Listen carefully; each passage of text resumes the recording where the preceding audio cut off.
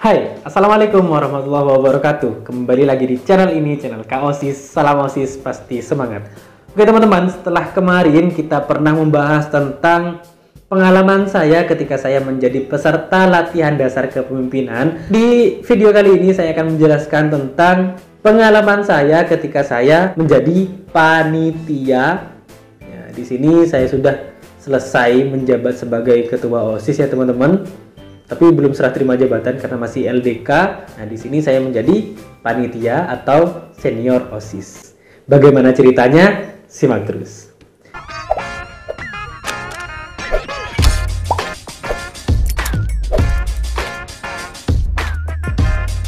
Jadi bagi kalian yang masih baru pertama kali mampir di channel ini, jangan lupa klik subscribe dulu channel ini teman-teman, dan nyalakan juga loncengnya agar teman-teman tidak ketinggalan informasi-informasi terbaru yang akan saya upload di video ini.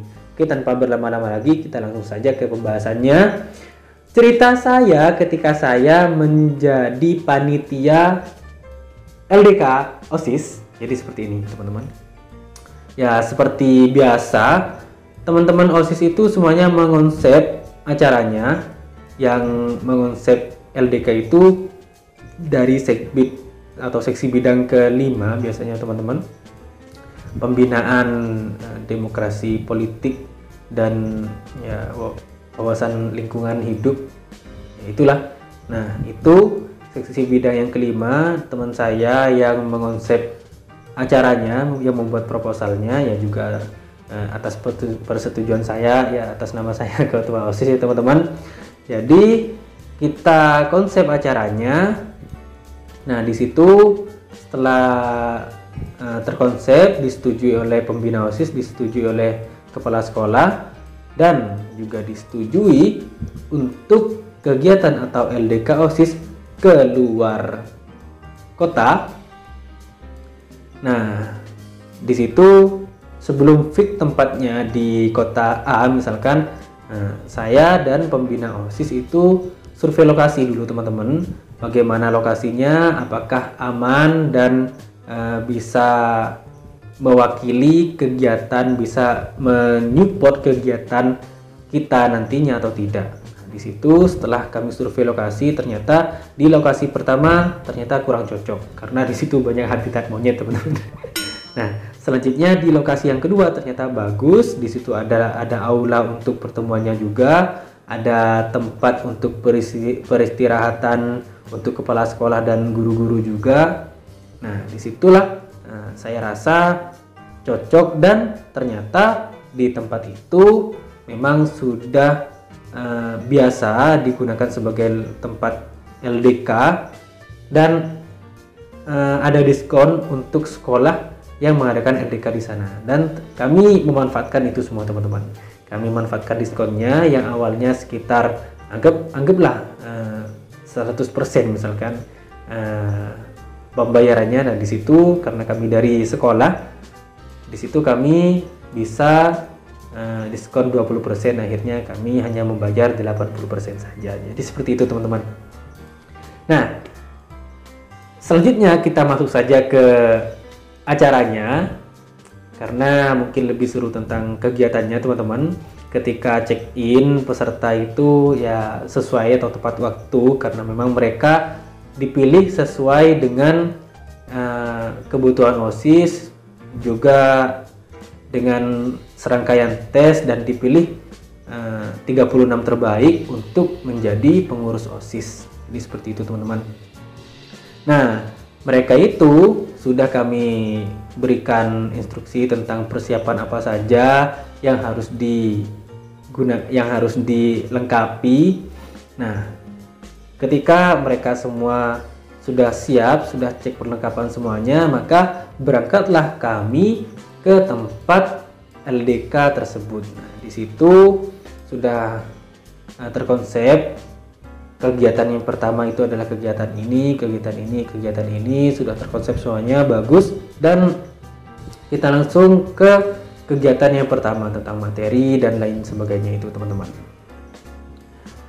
Sebelum materi itu berlangsung, tentunya saya dan teman-teman seangkatan saya yang menjadi panitia atau OSIS senior itu teman-teman, saya rapatkan terlebih dahulu untuk berjaga-jaga dan membagi tugas. Misalkan si A untuk jaga di sini, si B untuk mengonfirmasi pemateri, selanjutnya si C untuk mempersiapkan tempat pemateri, misalkan materinya itu seperti apa dan lain sebagainya ya. Karena di situ kami memang panitia ya teman-teman, jadi kami melaksanakan tugas-tugas kami sesuai dengan tugas-tugas panitia ya, seperti itu. Setelah terkonsep semuanya, kita menjalankan kegiatan pertama, kedua, ketiga, semuanya sukses, dan ya akhirnya sampailah di kegiatan pagi teman-teman. Nah, di kegiatan pagi ini saya menirukan cara senior saya dulu. Sebenarnya ini trik rahasia ya teman-teman. Saya bangunkan semua peserta itu untuk siap-siap mandi, siap-siap sholat waktu pagi-pagi, masih jam 4 sore, jam 4 pagi itu teman-teman, untuk sholat subuh. Nah, di situ kondisinya sangat dingin karena di situ di pegunungan teman-teman. Nah, di situ semua junior dan termasuk teman-teman saya bangunkan semuanya untuk persiapan mandi, sholat dan makan, dan untuk persiapan olahraga pagi juga teman-teman. Nah, setelah mereka semua mandi dan lain sebagainya, saya kondisinya masih belum mandi dan belum apa-apa ya teman-teman. Tapi saya juga izin wudhu dan sholat terlebih dahulu, tapi saya masih belum mandi. Nah, setelah mereka siap semua pakai baju olahraga, intinya mereka sudah siap semua, saya bariskan, dan setelah mereka baris semuanya, saya titip kepada wakil ketua OSIS, wakil saya teman-teman. Saya titip mereka untuk dipimpin olahraganya dan semua senior. Nah, di situ saya mundur pelan-pelan teman-teman. Ketika itu saya langsung ambil handuk lalu ke kamar mandi. Yang lain olahraga, nah di situ saya mandi pagi teman-teman.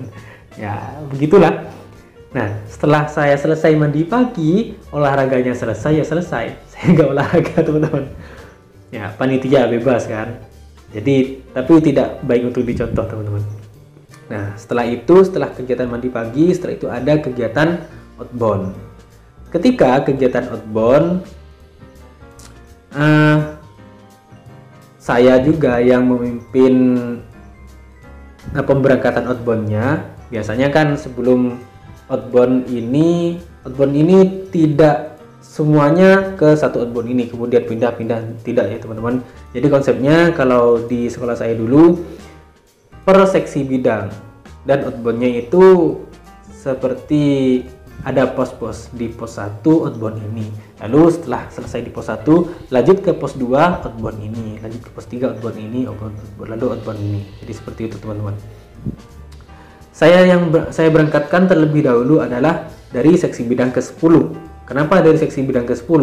Karena ya saya urutkan dari belakang dulu. Maknanya terserah, meskipun dari seksi bidang yang pertama sampai 10 juga terserah. Saya urutkan dari seksi bidang ke-10, dan yang terakhir adalah tim inti nanti teman-teman. Tapi tidak saya urutkan sebenarnya. Waktu itu saya acak, dan yang saya suruh ingat-ingat itu adalah calon ketua OSIS yang terpilih teman-teman, tapi belum dilantik ya. Nah, di situ saya pilih Segbit 7 misalkan, berangkat duluan. Nah, lalu saya tanyakan, Segbit berapa tadi yang berangkat? Segbit ke-7 kah? Seperti itu ya, dari tim inti menjawab. Selanjutnya Segbit ke-8 berangkat. Segbit yang berangkat Segbit berapa saja? 7 dan 8 kak. Jadi seperti itu ya. Selanjutnya Segbit 1 berangkat. Segbit yang berangkat Segbit berapa aja? Segbit 7, 8 dan 1. Selanjutnya Segbit ke-4 berangkat. Yang berangkat Segbit berapa aja? 7, 8, 1, 4. Biasanya seperti itu teman-teman. Jadi mereka saya suruh ingat, terutama yang saya beri tanggung jawab seperti itu adalah ketua OSISnya. Jadi seperti itu.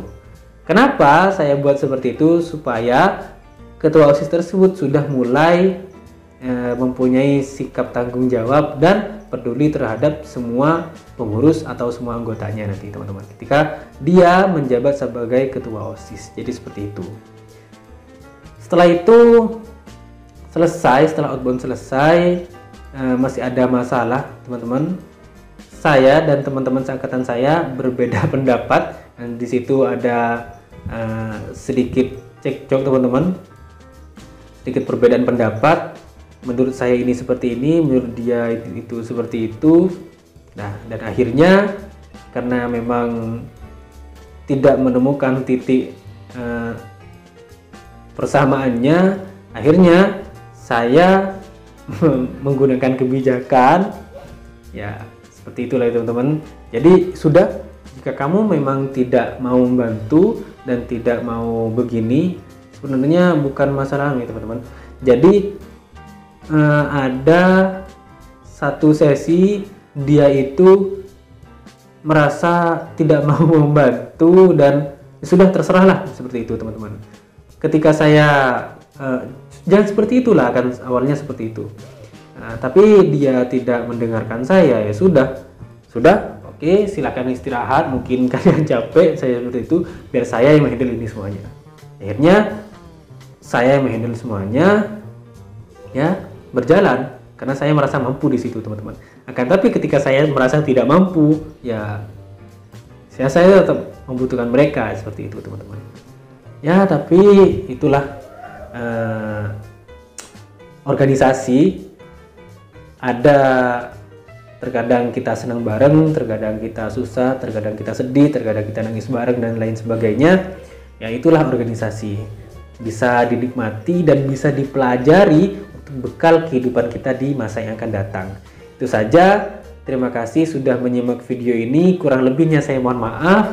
Wassalamualaikum warahmatullahi wabarakatuh. Salam OSIS, pasti semangat.